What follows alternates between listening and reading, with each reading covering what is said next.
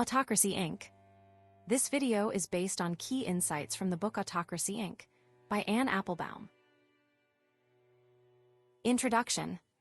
Anne Applebaum tells us that when we think about countries run by dictators, we often picture a single bad guy in charge, using his army and police to scare everyone. There might be some bad helpers and a few brave people who try to fight back.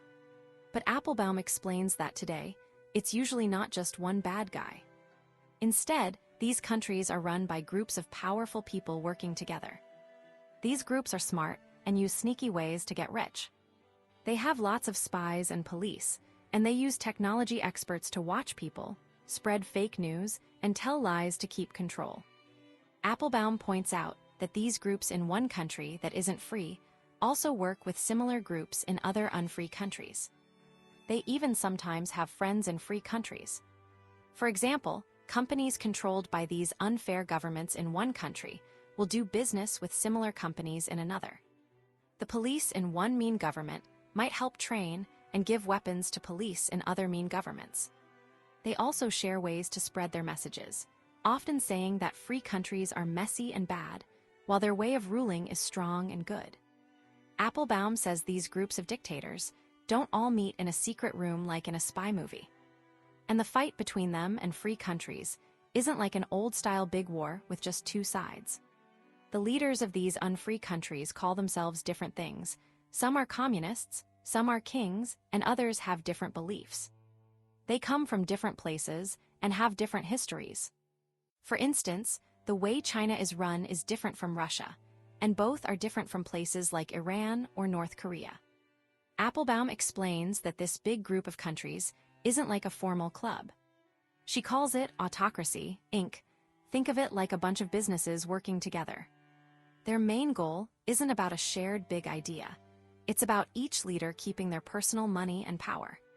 What these leaders really share, Applebaum explains, is a strong desire to make sure regular people in their countries can't have much say or change things.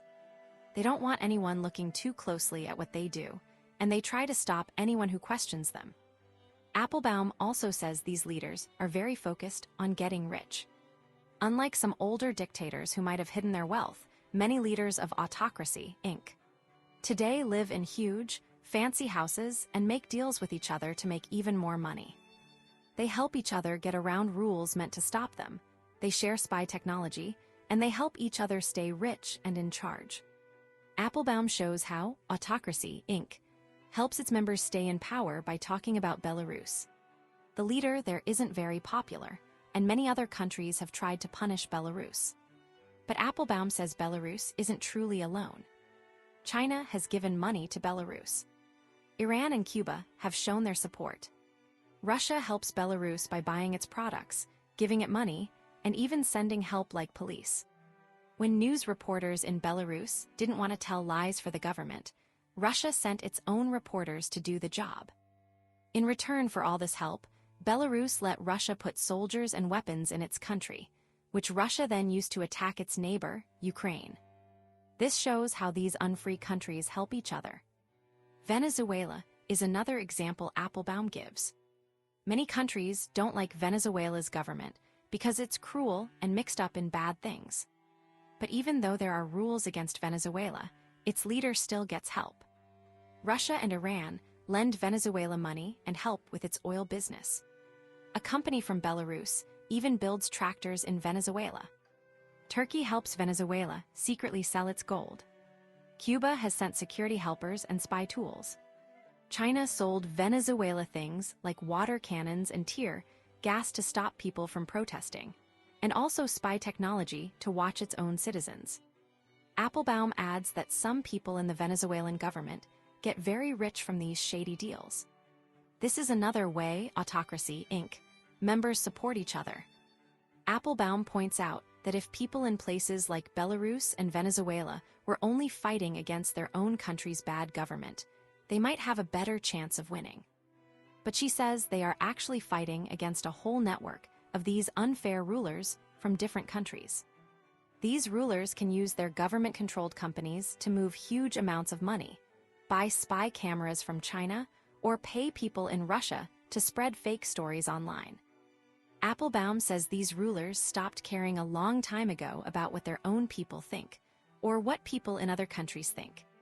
Autocracy Inc. gives them money and keeps them safe, but it also gives them a feeling that they can do whatever they want and never get in trouble. Applebaum notes that this idea that unfair rulers can just ignore the rest of the world is fairly new. She remembers that a long time ago, even powerful dictators, like the leaders of the old Soviet Union, cared a lot about what other countries thought of them. They tried hard to make their system look good and got very angry if people criticized it. They at least pretended to follow world rules about people's rights. But today, Applebaum explains, the members of Autocracy Inc. don't really care if anyone criticizes them or their countries. Some of them just want to get richer and stay in power, so they don't feel any shame. Others, like the leaders in Iran, just dismiss what people in free countries say. Leaders in places like Cuba and Venezuela claim that any criticism is just part of a big plot against them. And Applebaum points out, leaders in China and Russia have spent years arguing that ideas about human rights are just Western ideas and don't apply to their countries. Because they don't care about being criticized, Applebaum says these modern rulers are not afraid to be openly cruel. For example, the government in Myanmar has killed many protesters. In Zimbabwe, the government openly makes trouble for anyone who tries to run against them in elections. The Chinese government even brags about stopping people who wanted more freedom in Hong Kong and about putting many Muslim Uyghur people in camps. The government in Iran doesn't hide how it violently stops women who want more rights. Applebaum says some rulers are willing to let their own countries fall apart, with no money, lots of violence, and people being very poor, just so they can stay in charge. Their main goal isn't to make life better for their people, but just to remain the boss. Looking back, Applebaum mentions that even in the past, different kinds of unfair rulers didn't always get along with each other. However, they often agreed on one thing. They strongly disliked democracy, which means rule by the people where citizens have rights and a voice. For example, famous old leaders like Lenin, Mussolini, and Hitler all said that democracy was weak, fake, or bad for people. Applebaum says that even though today's unfair rulers are different in some ways from the old ones, they still have one common enemy. That enemy, she states, is the democratic world free countries, groups of free countries working together like NATO or the European Union, and especially the people in their own countries who want more freedom and a say in how things are run. Applebaum lists the ideas these rulers hate. Things like fair laws that apply to everyone, judges who are independent and can't be bossed around by politicians, allowing people to have different opinions and disagree with the government, freedom to speak your mind and meet with others, and having journalists and writers who can report the truth without being afraid of punishment. Applebaum explains that these rulers hate these democratic ideas because these ideas are a direct threat to their power. If judges are truly fair and independent, they could hold bad rulers responsible for their actions. If there's a truly free press, journalists can find out about and tell everyone if leaders are stealing or corrupt. If the political system lets citizens have real influence on the government, then those citizens could eventually vote the rulers out of power. This dislike of democracy isn't just about countries disagreeing over things like land or trade, Applebaum argues. These rulers truly dislike the basic words and ideas of a democratic system, like accountability, being responsible for what you do, transparency, being open and not secretive, and democracy, letting people have a say. They hear people in free countries talking about these values, and they hear people in their own countries wanting these same things, so they try to crush these ideas wherever they find them. Applebaum gives an example from China, where a secret government paper called Document Number 9 listed dangers to their rule. The very first danger on the list was democracy like in Western countries, along with ideas like universal values, media freedom, and people getting involved in society. The paper said these ideas were like an attack and told government leaders to fight against them. Russia, Applebaum explains, has also been very worried about these same democratic ideas for a long time. when people in Ukraine protested against a stolen election many years ago, an event called the Orange Revolution. It really scared the Russian leaders. After that, Russia's leader, Vladimir Putin, started a big campaign to make people believe that any kind of public protest was a color revolution, secretly caused by outsiders trying to create chaos and instability. They try to convince people that wanting less corruption and more democracy will only lead to trouble. But Applebaum says Putin was wrong to blame outsiders. People in Russia, just like in China or other places, protested because they were unhappy with their government and had no other safe way to show it. Applebaum points out that most protests for freedom around the world are started by ordinary people who are tired of being treated unfairly by their own governments.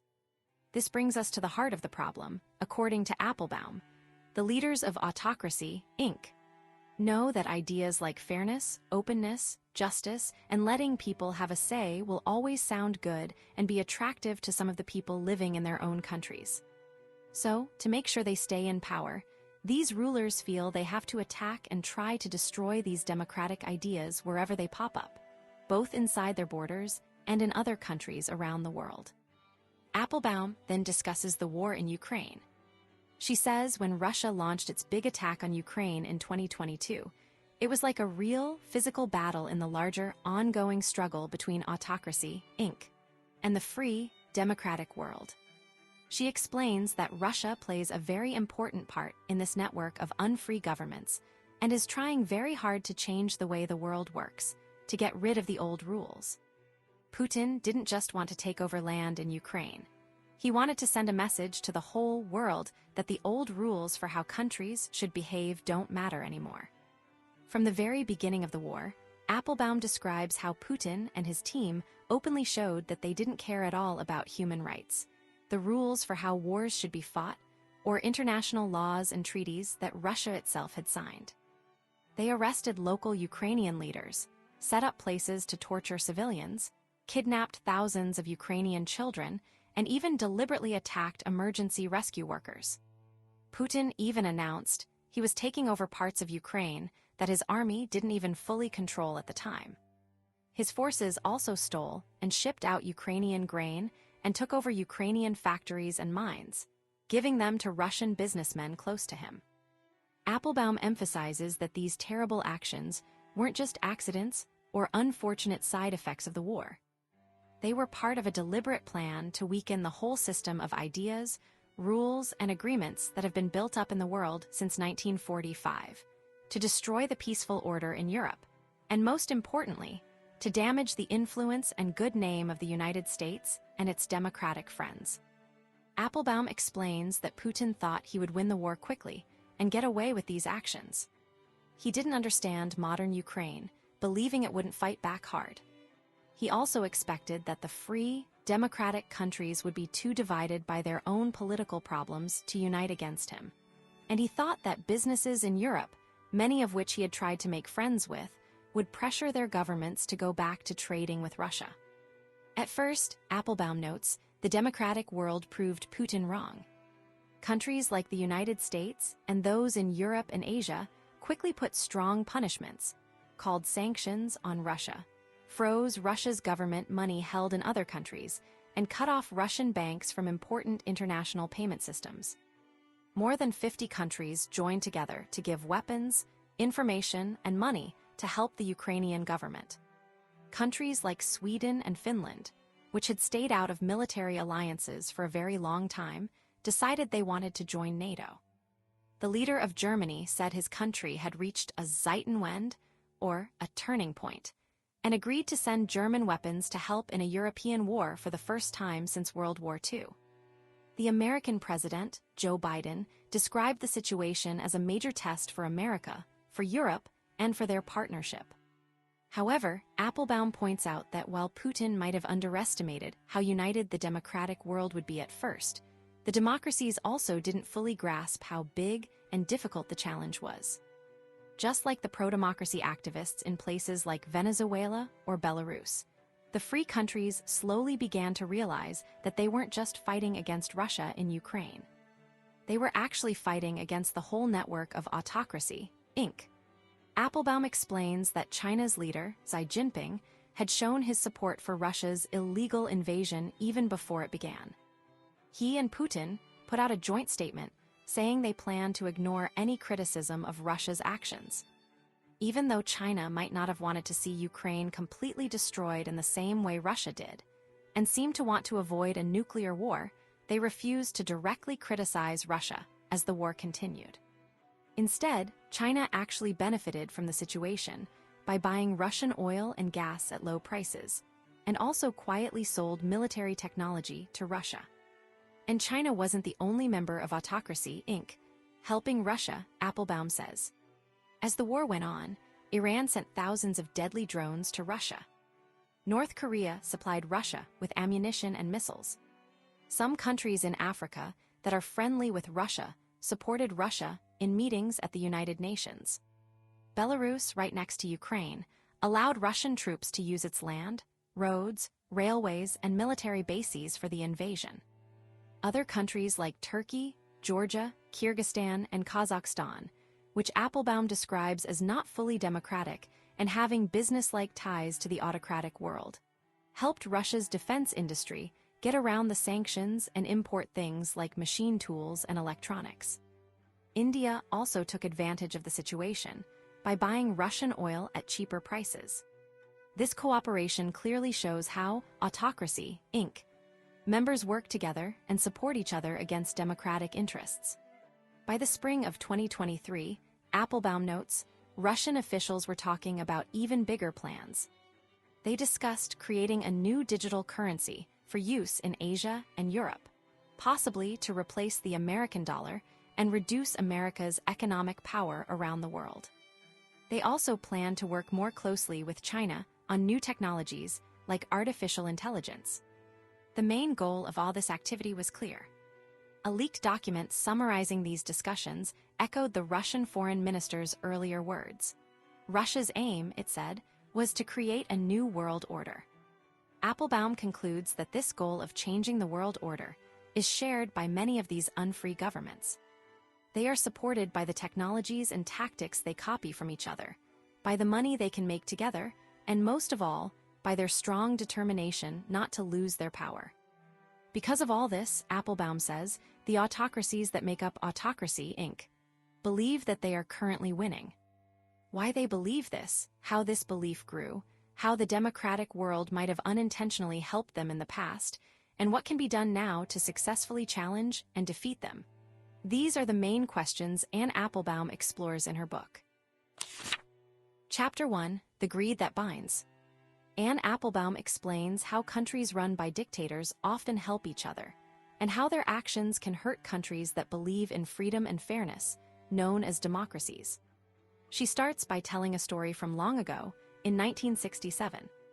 People from capitalist countries like West Germany, who believed in private business, met with communists from the Soviet Union, where the government controlled everything. They met in a fancy old hunting lodge in Austria. It was a bit weird because their countries were not exactly friends. Soviet soldiers had only recently left Austria, and Germany was split in two, with soldiers from both sides watching each other. But Applebaum points out they all wanted something. The Soviets had found a lot of natural gas, and the Germans and Austrians wanted to buy it. They thought building pipelines to send gas from the east to the west would be good for everyone. This was a big deal because pipelines are expensive and meant to last a long time. Willy Brandt, a German leader, believed that if their countries depended on each other for business, they would be less likely to fight. This idea was called change through rapprochement, meaning getting closer to make things better. However, Applebaum shows that not everyone thought this was a great idea. Some American leaders, like President Nixon, worried that the Soviet Union was just trying to trick Germany and pull it away from its friends in NATO, an alliance of democratic countries. President Carter was worried about people in the Soviet Union not having human rights and even stopped some American companies from selling pipeline parts. President Reagan also tried to stop the pipeline projects because he worried that Western Europe would become too dependent on Soviet gas. Applebaum notes these leaders weren't just being mean. They were worried that trading with a dictatorship like the Soviet Union was actually making it stronger. The Soviet Union openly wanted to undermine democracies. It supported groups that caused trouble in Western Europe and controlled Eastern European countries with a firm hand. So the money from the gas sales helped the Soviet government, its army, and its secret police, the KGB. Applebaum asks if this trade was really good if it helped a country that was an enemy. After the Soviet Union broke apart in 1991, Applebaum explains that many people in democratic countries became very hopeful. They thought that if they just traded with countries like Russia and China, these countries would automatically become more like democracies.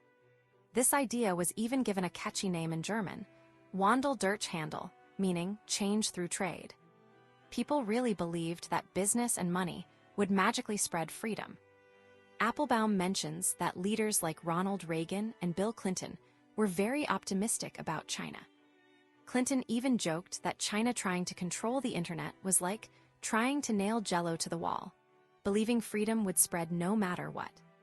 But Applebaum points out something important. Everyone thought democracy would spread to these other countries. No one really thought that the bad ways of dictatorships, like corruption and not caring about freedom, could spread back to the democracies. Anne Applebaum then describes how Russia, under Vladimir Putin, didn't become the democracy many hoped for. Instead, Putin built a system where he and his friends could get very rich by controlling the country. This is called a kleptocracy, which means a government run by thieves.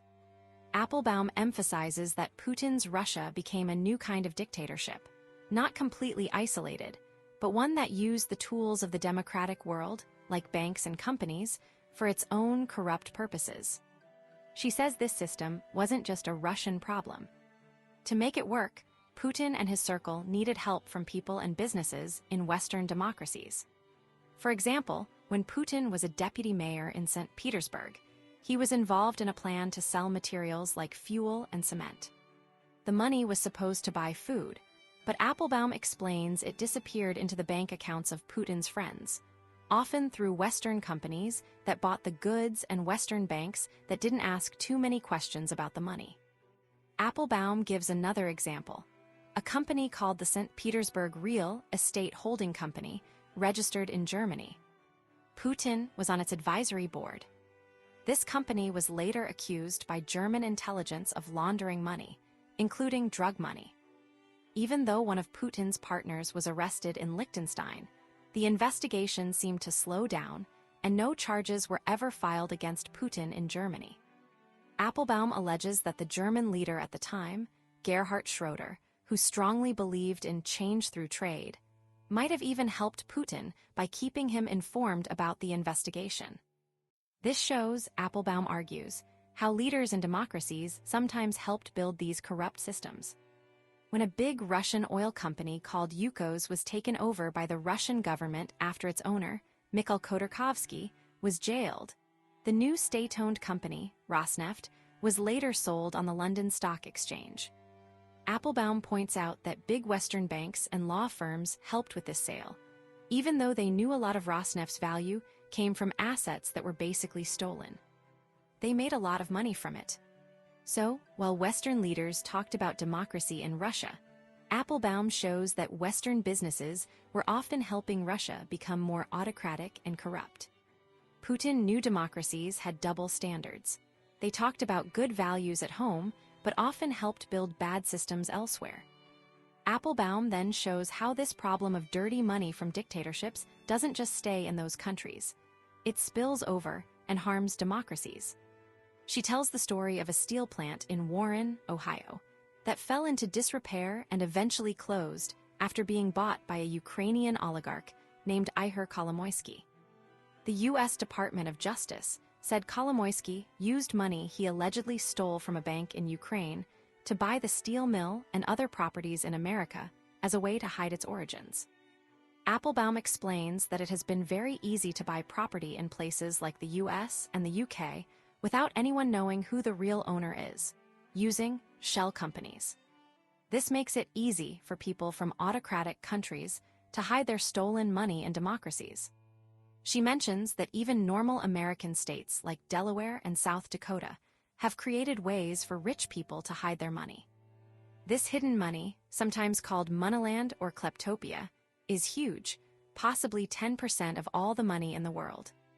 Applebaum argues that this system, where dictators and corrupt officials can steal money and hide it in democratic countries with the help of lawyers, bankers, and real estate agents in those democracies, is a big problem. These people in democracies who help hide the dirty money might not realize it, but they are helping to weaken the rule of law in their own countries and around the world. Dictators need to be able to steal and hide money to stay in power and to control their people.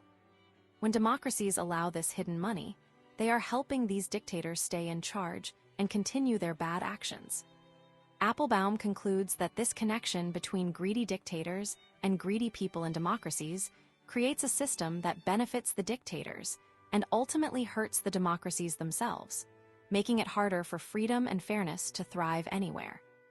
The very things that were supposed to make autocracies more democratic, open markets, and global finance, were instead being used by autocrats to strengthen themselves and even to spread their corrupt influence into democracies. Chapter 2, Kleptocracy Metastasizes. Anne Applebaum explains how countries run by dictators are not just on their own. They actually work together like a team. This team of dictators helps each other stay in power and often works against countries that have freedom and democracy. Applebaum uses Venezuela as a big example. When Hugo Chavez became president, he promised to get rid of corruption. Venezuela was a rich country, but some politicians were known for taking bribes. Chavez said he would make things better. But soon, his own chief of police, Jesus Urdaneta, found out that Chavez's government was also becoming corrupt. Urdaneta warned Chavez that if he didn't stop it, the corruption would spread like a disease. Chavez didn't listen. Instead, he fired Urdaneta. Applebaum says Chavez made a choice, just like Putin in Russia. He decided that letting his officials steal money would make them more loyal to him, helping him stay in power forever, even if it hurt the country. So corruption grew and grew in Venezuela. Billions of dollars from the country's oil company were stolen and hidden in banks all over the world. Applebaum describes how even regular people got involved in small scams with money exchange, but the really big money was stolen by powerful officials. This theft was so huge that it caused empty new buildings to pop up in the capital city, Caracas, because people were using them to hide their stolen cash. While this was happening, Chavez tried to convince everyone, including people in other countries, that he was a hero helping the poor. Some famous people and leaders from other nations even believed him and praised his government. Applebaum notes that they either didn't know about the corruption or didn't care, because they liked Chavez's anti-American stance. Eventually, all this stealing ruined Venezuela's economy. There were shortages of everything, and many people went hungry. When Venezuela got into big trouble and other countries put sanctions on it, meaning they wouldn't trade with Venezuela, other dictatorships stepped in to help. Applebaum calls this Autocracy Inc., a sort of club for dictators. Russia sent food, gasoline, and weapons to Venezuela. China lent Venezuela billions of dollars without asking for good behavior in return, and also sold them equipment to control protesters. Cuba, which already had a close relationship with Chavez, sent soldiers, spies, and advisors to help keep the government in power. They even taught the Venezuelan leaders how to use food shortages to control people, giving food to supporters and taking it away from opponents. Turkey's leader became friends with Venezuela's leader because they both disliked democracies. Even Iran, a very different kind of country, helped Venezuela. Applebaum explains that what brought them together was their shared dislike of America, their need to get around sanctions, and their interest in secret oil sales. Iran helped Venezuela with its oil industry and sent food, while Venezuela might have helped Iran with things like money laundering. These countries helped each other break rules and keep their leaders in charge. Applebaum then shows this isn't just about Venezuela. She tells a similar story about Zimbabwe in Africa. A pastor named Hubert Angel was secretly filmed in a documentary called Gold Mafia. He was helping Zimbabwe's leaders, including the president, Emerson Mnangagwa, smuggle gold and launder money. Just like in Venezuela, Zimbabwe's leaders had a long history of corruption, starting with Robert Mugabe. They used their power to get rich, while many people in the country stayed poor. Applebaum points out that this new kind of corruption is global. Zimbabwean officials used connections in places like Dubai and countries that Applebaum calls bridging jurisdictions. Places like the United Arab Emirates and Turkey that are part of the normal world economy, but are also happy to help hide stolen money or help sanction people. This flow of dirty money, Applebaum explains, makes it easier for dictators to become even more powerful and to crush anyone who speaks out against them. She mentions Kyrgyzstan, where an increase in Russian money led to the government cracking down on free speech and journalists. In Zimbabwe, President Mnangagwa also attacked the courts and passed laws to silence critics, especially before elections. And just like Venezuela, Zimbabwe got help from its dictator friends. China invested in Zimbabwe, especially in mining, and sold them surveillance technology to watch their own citizens. Russia also became close with Zimbabwe's leaders, sharing weapons and political support. Applebaum notes that Zimbabwe's president even publicly supported Russia's war in Ukraine, showing how these leaders stick together. So Anne Applebaum's point is that these dictatorships aren't isolated. They have formed a kind of network where they help each other steal from their countries, avoid punishment from democratic nations, and keep themselves in power, no matter how much harm they cause to their own people or to the idea of freedom around the world. Chapter 3, Controlling the Narrative. Anne Applebaum explains that on the very same day in 1989, Poland started moving towards freedom while China crushed protests for democracy in Tiananmen Square. This event showed two different paths. After Tiananmen, China's leaders decided they needed to stop not just the protesters, but also the ideas of freedom and democracy, which they called spiritual pollution. They started using new information technology to control what people thought and said long before their current leader, Xi Jinping, took full control. Applebaum remembers that back in 2000, many experts in America didn't believe China could control the internet. President Clinton even joked it would be like trying to nail Jell-O to the wall. People thought the internet would automatically bring more freedom. But while Americans were hopeful, the Chinese were building what's called the Great Firewall. Applebaum clarifies this isn't a real wall, but a huge system to block words like Tiananmen or 1989. Filter out things the government doesn't like and watch what people do online.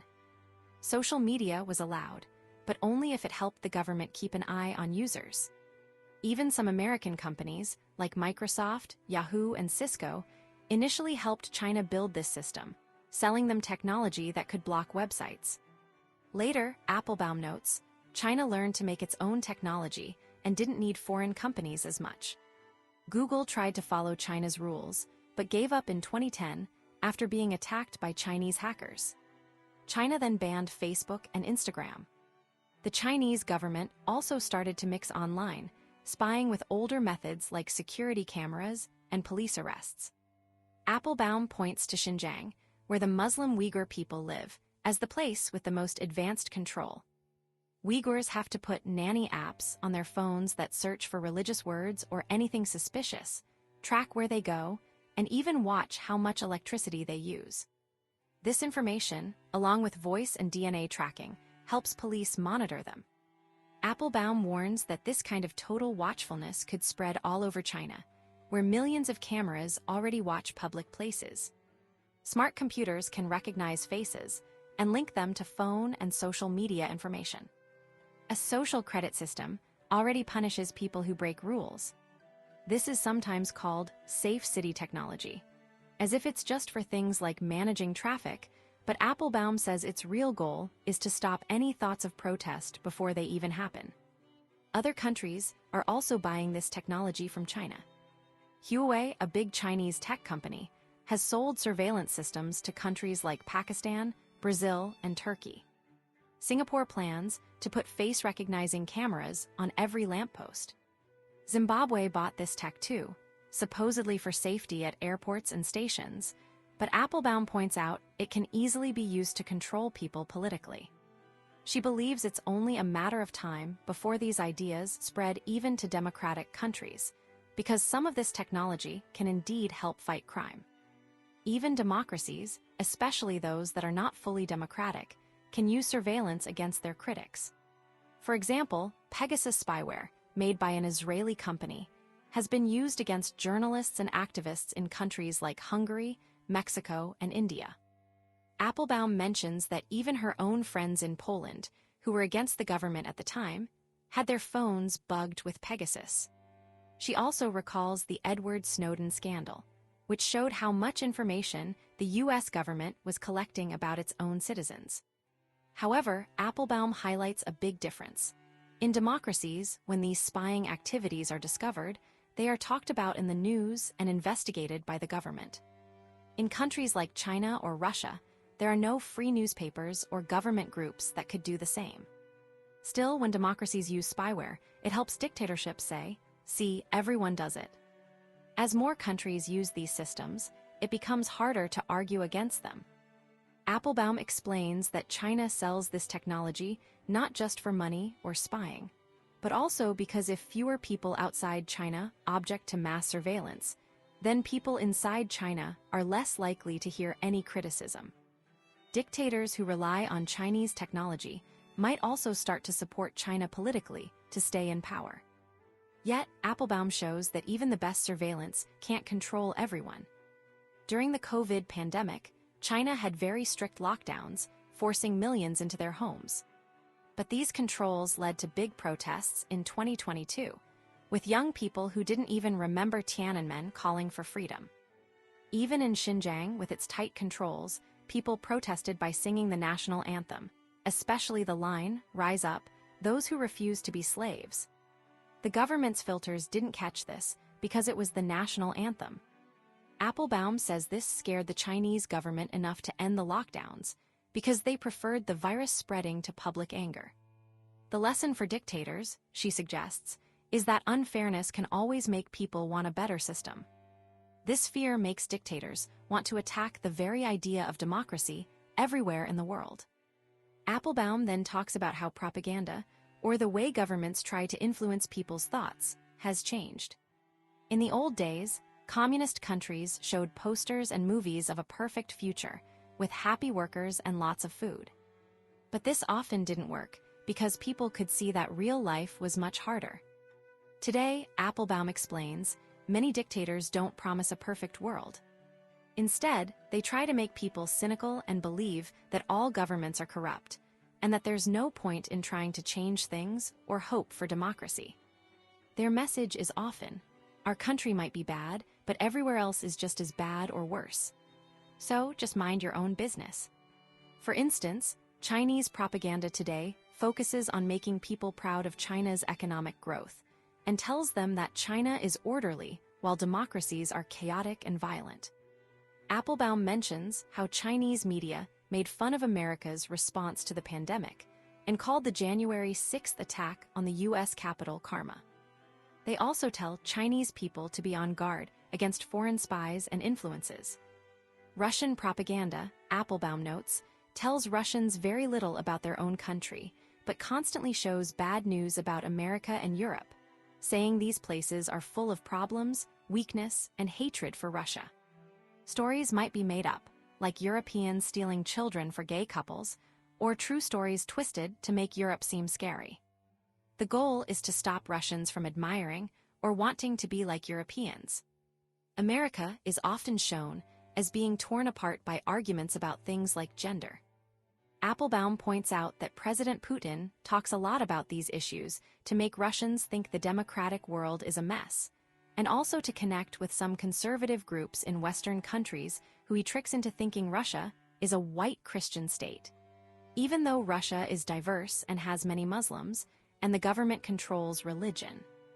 Applebaum observes that many other dictators copy this tactic of using arguments about gay rights or feminism to gain support, and avoid criticism of their own bad leadership. The president of Uganda, Museveni, passed strict anti-gay laws and accused democracies of social imperialism for criticizing him. Hungary's leader, Orbán, also uses culture wars to distract from his government's corruption and close ties to Russia and China. Some dictators, like Hugo Chavez in Venezuela, tried to control the conversation by being on TV all the time, talking for hours. Applebaum says this was a bit like how Donald Trump used social media to dominate the news.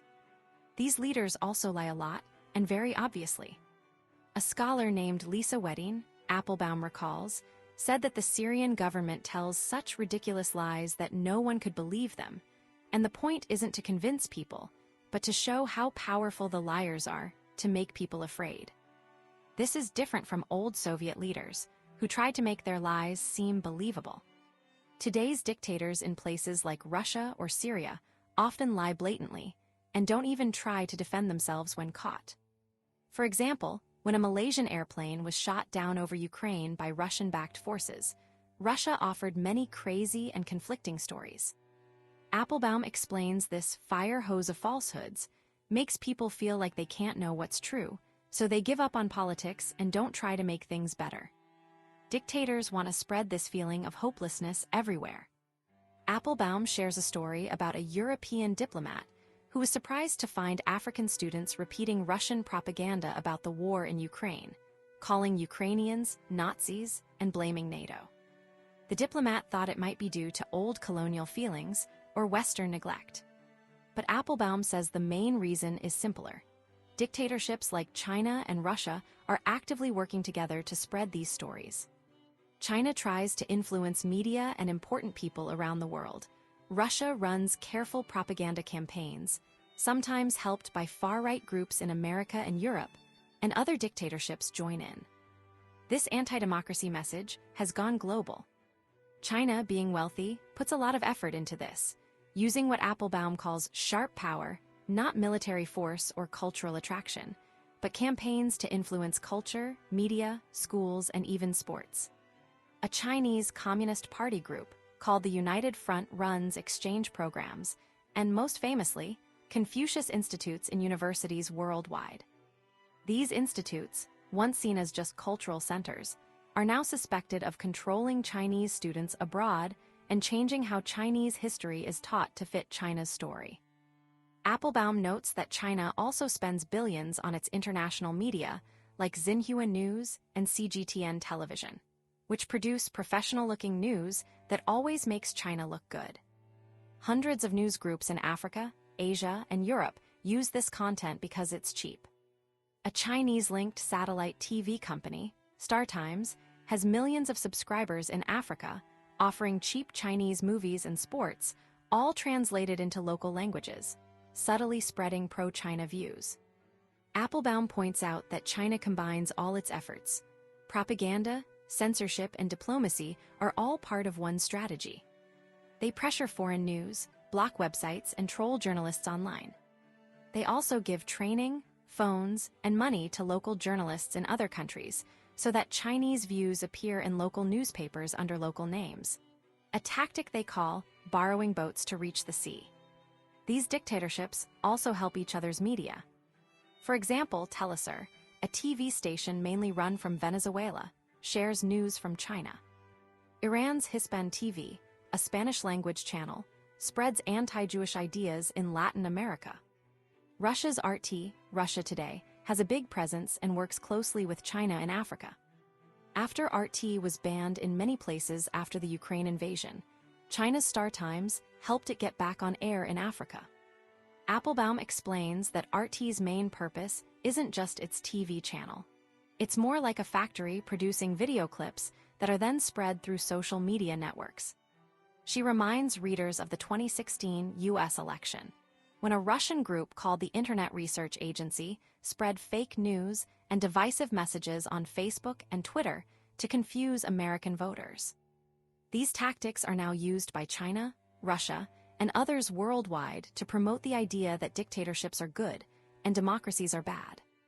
As an example of how these dictatorships work together against democracies, Applebaum describes how, when Russia invaded Ukraine in 2022, a crazy story about secret US-funded biolabs in Ukraine making bat viruses suddenly appeared online.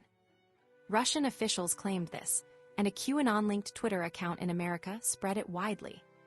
Tucker Carlson, a Fox News host at the time, even featured it. Chinese government spokespeople and state media also pushed the story hard, saying the US had many biolabs in Ukraine for military plans. Applebaum notes that this story helped China by distracting from questions about its own lab in Wuhan, where COVID-19 might have started. Even though the story was false and quickly proven wrong, it was repeated by Russian, Chinese, and extremist American sources, and then spread through media in Africa, Asia, and Latin America that share content with China. This coordinated effort confused many people and made it harder to support Ukraine. Applebaum then gives examples of information laundering, where propaganda is made to look like it comes from independent sources. Presenza, a website claiming to be about peace, was actually a Russian project publishing articles written in Moscow, but made to look local in Latin America.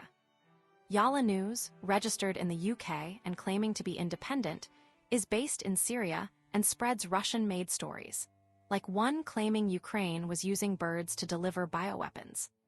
African Initiative is another Russian-backed online service set up to spread conspiracy theories about Western health work in Africa. In Europe, a Russian campaign called RRN Reliable Recent News, part of an operation known as Doppelganger, creates fake news websites that look like real ones, e.g., Reuters.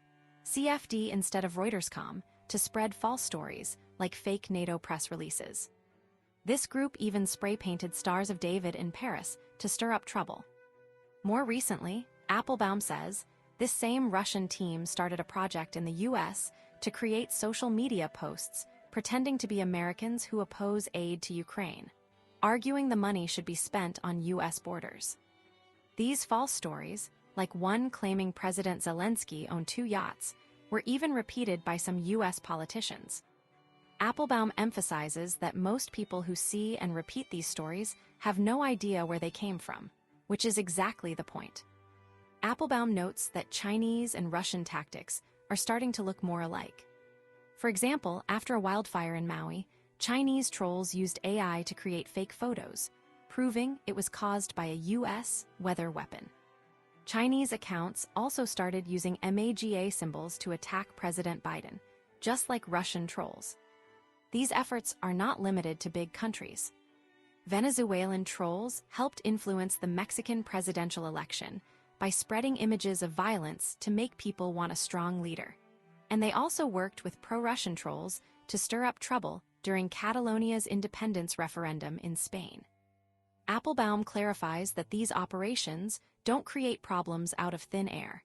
They find existing divisions and anger in democratic societies and make them worse. They support the most extreme voices to encourage doubt in the government and, ultimately, in democracy itself.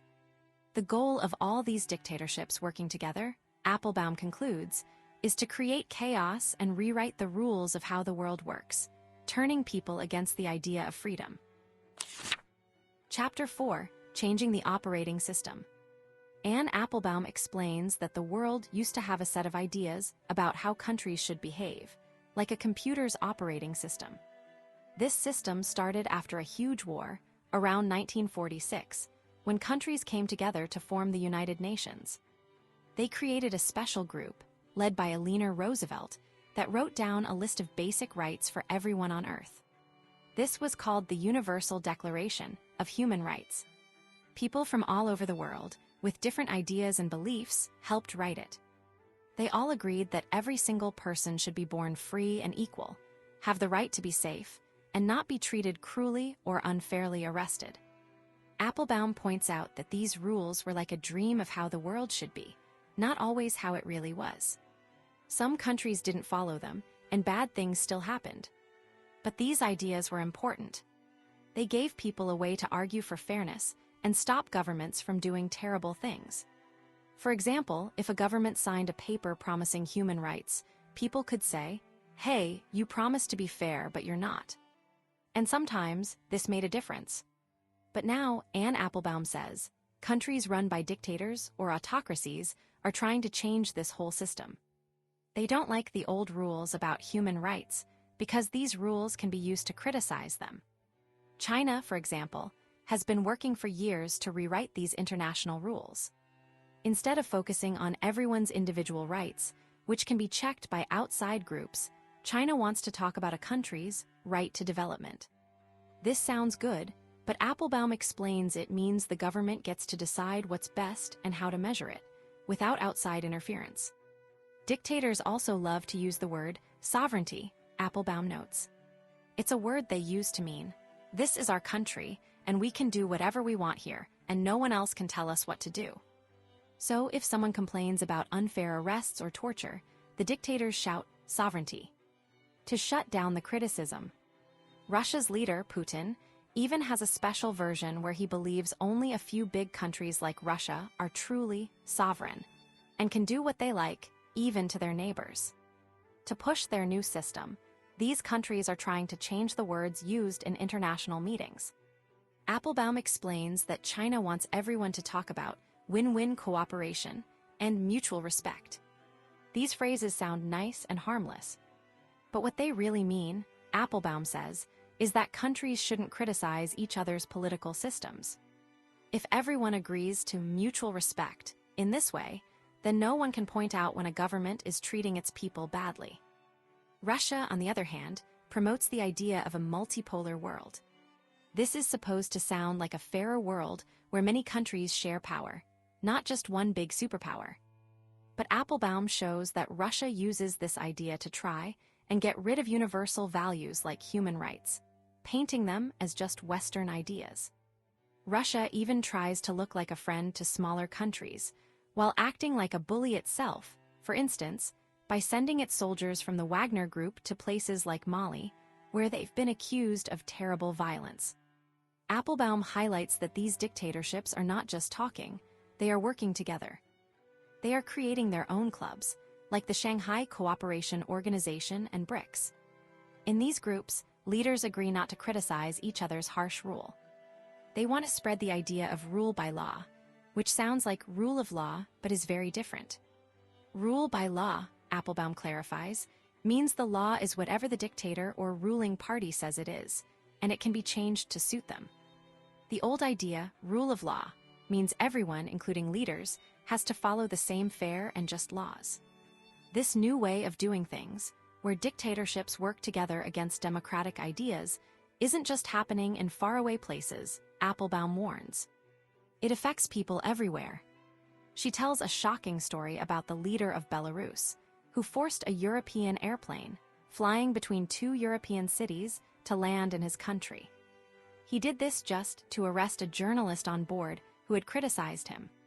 This act showed he was willing to break international flight rules and endanger passengers, confident that his powerful dictator friends, like Russia, would support him. This is an example of what Applebaum calls transnational repression, when dictators reach across borders to scare, arrest, or even kill their citizens who have fled to other countries. Russia has sent spies to poison people in England, Iran has plotted to kill critics in America, and China has even set up secret police stations in other countries to watch and harass Chinese citizens living abroad. Applebaum points out that even smaller dictatorships and some countries that are not full democracies are starting to do similar things, sometimes helping each other out. The war in Syria is another big example Applebaum uses to show how these dictatorships work together and break all the rules. The Syrian dictator was losing a civil war, but Russia and Iran stepped in with soldiers and weapons to save him. Applebaum describes how Russian and Syrian forces even bombed hospitals on purpose, using information that was supposed to protect those hospitals.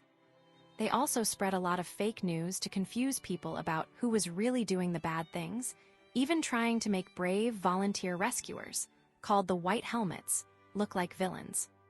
This war, Applebaum says, showed a new way powerful countries can use private armies, like Russia's Wagner Group. These aren't official soldiers, so the government can pretend it's not responsible for what they do. These groups fight for the dictator, but also make money from things like gold mines in the countries where they operate. Iran uses similar groups too. Applebaum explains that these autocratic countries are now offering what she calls a regime survival package to other dictators or leaders who want to become dictators. This package can include soldiers for protection, help with crushing protests or critics, spreading propaganda, and even ways to hide stolen money. If a leader accepts this package, they usually have to cut off ties with democratic countries because their new autocratic friends insist on it. Applebaum concludes that a world where dictatorships team up to stay in power, promote their own harsh systems, and actively work to weaken democracies is not some scary future idea. She says it's the world we are living in right now. Chapter 5, Smearing the Democrats. Anne Applebaum explains that for many years, people in countries ruled by dictators have found brave and peaceful ways to ask for more freedom. She writes about a man named Gene Sharp, who studied how these movements worked. Sharp wrote a famous little book that was like a guide, full of ideas for how ordinary people could challenge powerful rulers without using violence. His list included things like giving speeches, singing protest songs, and even going on strike from work. These ideas were meant to show dictators that people were not afraid anymore and wanted a change. Applebaum notes that these hopeful ideas and tactics spread from one country to another. People fighting for democracy in places like Burma, Serbia, or Ukraine would see what worked elsewhere and try it themselves. For example, activists in Poland created a very recognizable logo for their movement, Solidarność, and later, young people in Serbia made their own symbol, a fist, for their group, Otpor. They also used specific colors or symbols, like roses or orange clothes, to show they were united and to encourage others to join them. These symbols were powerful because they helped people feel connected and showed the government that many people wanted change. However, Applebaum points out a scary truth. The dictators and their governments were also watching and learning. They saw how these peaceful movements, inspired by thinkers like Sharp or by the actions of brave people in other countries, could become a real threat to their power. So, these autocratic regimes, the ones where rulers have total control, started to copy each other's methods for crushing these movements. They didn't just rely on police force, they developed smarter, sneakier ways to fight back. Applebaum uses the example of Hong Kong to show this. Pro-democracy activists, they were very creative and used many nonviolent tactics, learning from movements around the world. They tried to be flexible and avoid direct fights with the police. But Applebaum explains, the Chinese government, which has a lot of power over Hong Kong, had also been studying how to stop these kinds of protests. They learned how to make the brave activists look bad, how to spread false rumors about them using social media, and how to turn people against each other. It's as if, Applebaum suggests, these dictatorships formed a kind of club, which she calls Autocracy Inc., where they share tips on how to stay in power and stop people from demanding their rights. To illustrate how these dictatorships work against democracy activists, Applebaum tells the story of Pastor Evan Mawarire in Zimbabwe. He made a heartfelt video about the problems in his country, using the Zimbabwean flag as a symbol of what was being lost. His message became very popular, and many people joined his This Flag movement. But the government of Zimbabwe didn't like this. Instead of just trying to silence him quietly, they launched a big campaign to ruin his reputation. Applebaum explains that this is a common tactic used by dictatorships worldwide. They try to make heroes look like villains. They accused Pastor Mawarire of being a fraud, of being paid by foreign countries, and of not truly loving his own country. They used newspapers and social media to spread these lies, hoping people would stop believing in him and his fight for a better Zimbabwe. Applebaum emphasizes that this strategy of smearing opponents is something many dictatorships have learned and now use regularly. When people in countries like Iran, Venezuela, or Russia protest for fairness and democracy, their leaders often accuse them of being puppets for foreign enemies, like the United States, or claim that rich outsiders are secretly paying them. Autocratic rulers do this because they want to convince everyone that ordinary citizens couldn't possibly want change on their own. It must be a plot from outside. This way, the dictators try to make the people's genuine wishes seem fake. Applebaum shows how these regimes learn from one another, all using similar stories to discredit anyone who challenges them. Furthermore, Applebaum reveals that these autocratic governments also pass similar laws to control any groups that try to help people or fight for rights. For instance, they might create vague laws against extremism, or pass rules that make it very difficult for organizations to receive help or funding from outside the country, labeling them foreign agents. Applebaum mentions countries like Russia and China, among others, that have used such laws to silence people who disagree with the government. This copying of laws and tactics shows how these dictatorships work together, in a way, to make it harder for democracy to grow. These regimes also often accuse their critics of corruption, even when the rulers themselves are deeply corrupt. Applebaum explains that this is a trick to confuse the public and make them cynical, thinking that all politicians are bad and that fighting for change is useless. The goal is to make people lose hope. Applebaum also points out that modern dictatorships are very skilled at using the internet and social media for these smear campaigns. They might have teams of people, sometimes called troll armies, who flood the internet with negative comments and false stories about activists. This digital bullying can make the targeted person feel very scared and alone, and it makes others afraid to support them. This demonstrates how autocracies are constantly updating their methods, learning from each other how to use new technologies to maintain their grip on power and suppress any calls for freedom. Finally, Applebaum warns that these tactics of online harassment and spreading lies are not just confined to dictatorships. Sometimes, similar methods are used in democratic countries to attack political opponents or critics.